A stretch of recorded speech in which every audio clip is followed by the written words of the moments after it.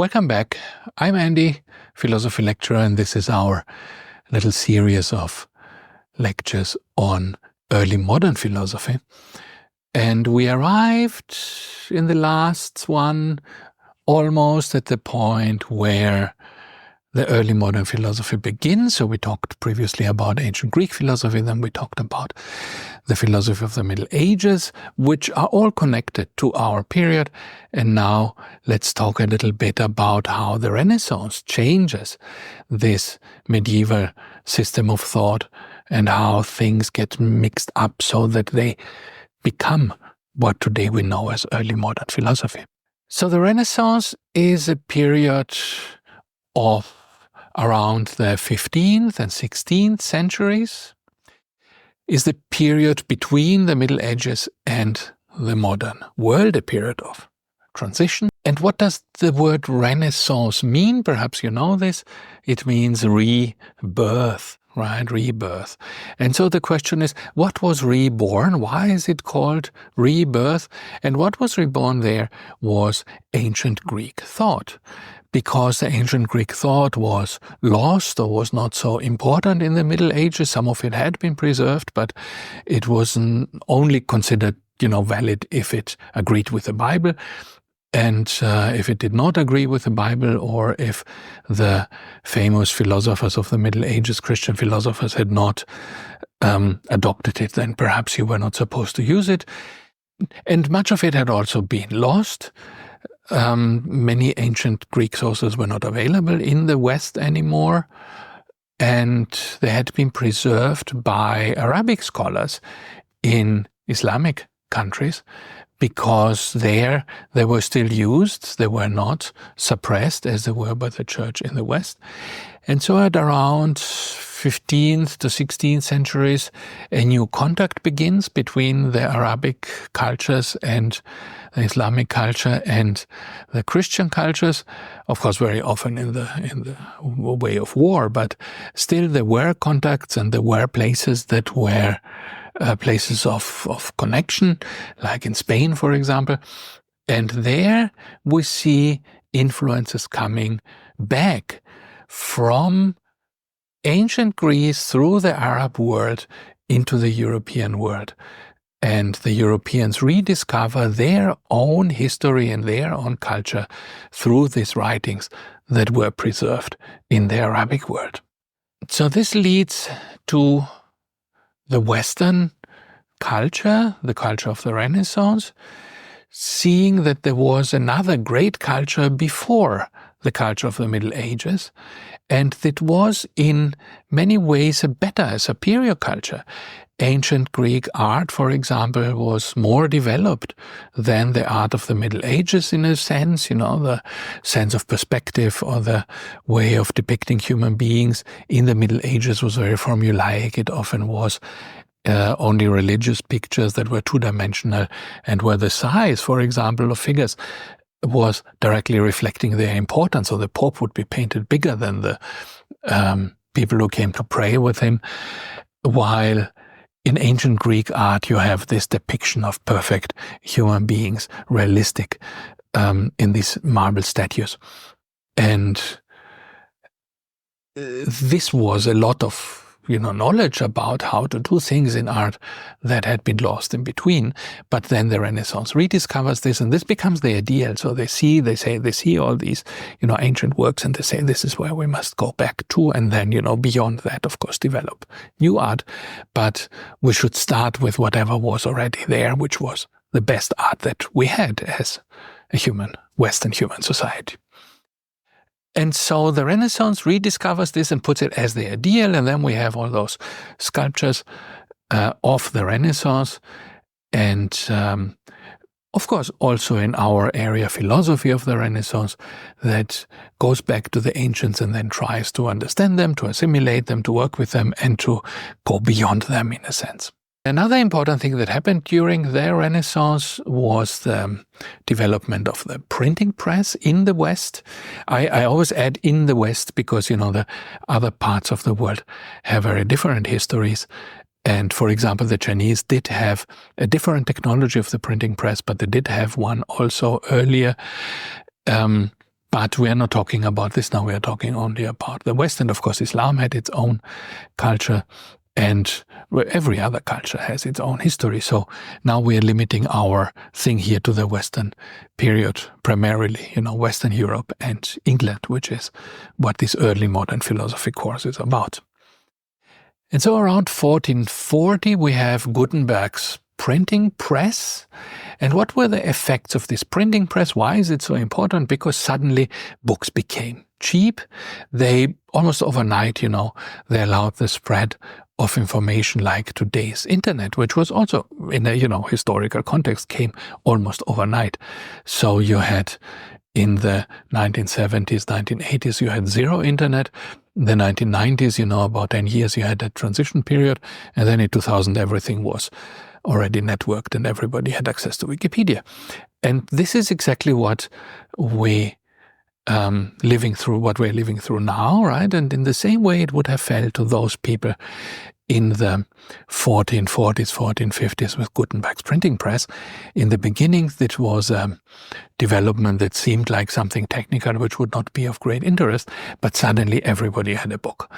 And this was huge because in the old times, nobody had books except the church, right? Only the rich people and the church, the monks, which were copying manuscripts by hand, had the opportunity to have books, to see books.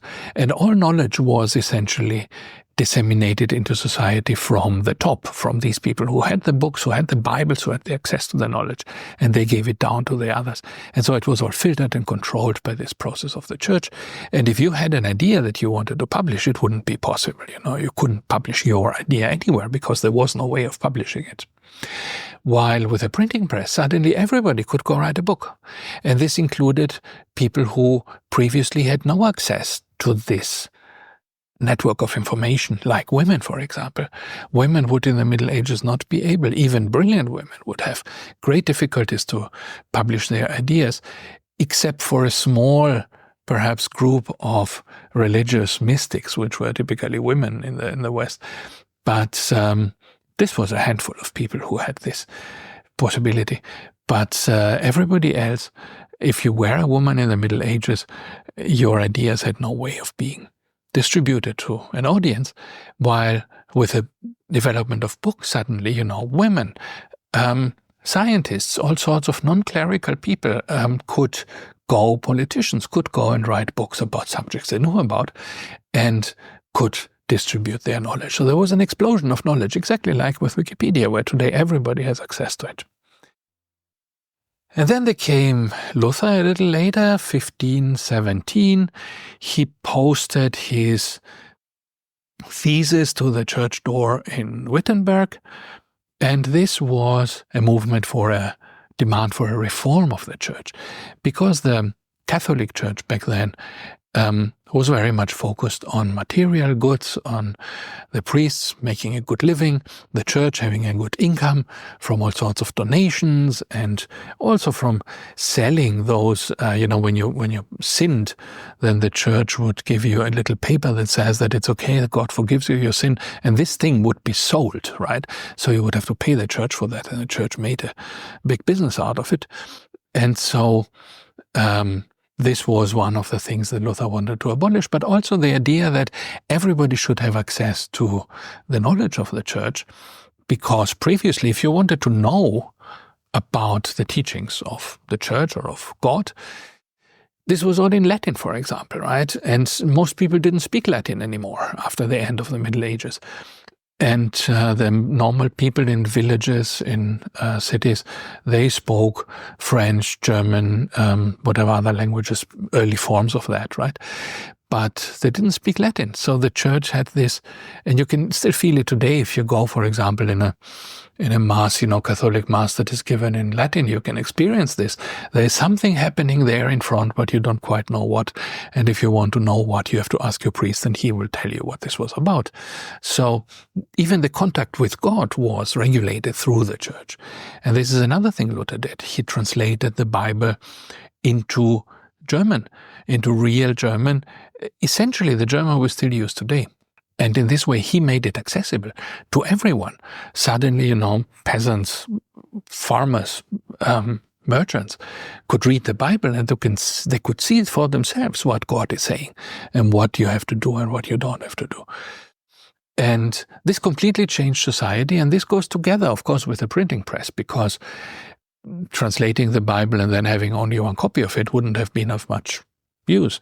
You want to translate the Bible, and then you want to be able to have millions of copies of your translated Bible. And so this is how Luther profited very much from Gutenberg. These two things go together, right? So books criticizing the church, books with new scientific theories also, right, were suddenly possible to be published, scientific theories that contradicted the teaching of the church. And this is where modern science comes in. And so modern science also developed through the development of the printing press, because now scientists had a way of communicating across borders in different places by reading each other's books, which in old times, in the Middle Ages, it would only have been possible by traveling somewhere to read a book in another place. So if you were a scientist in the Middle Ages, you would have, from France, you would have to travel to Italy in order to read a book there, and then, walk back all the way to write your own book. While now you could get a copy of the book. So this was huge. Everybody could publish their findings, their ideas, everybody else could share them, everybody could know what others were thinking, and this was a total explosion in science.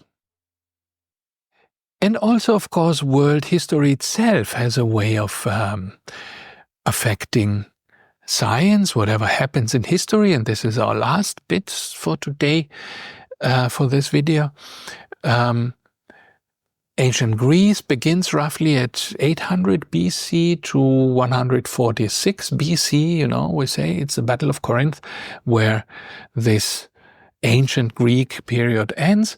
Then you have the Roman period in Western history, right? The Romans take over from the ancient Greeks from around 146 BC to 476 AD. This is very clearly marked there, because this is the fall of Rome to the barbarians. And from then on, we have the Middle Ages, where the kings in Rome are barbarian kings.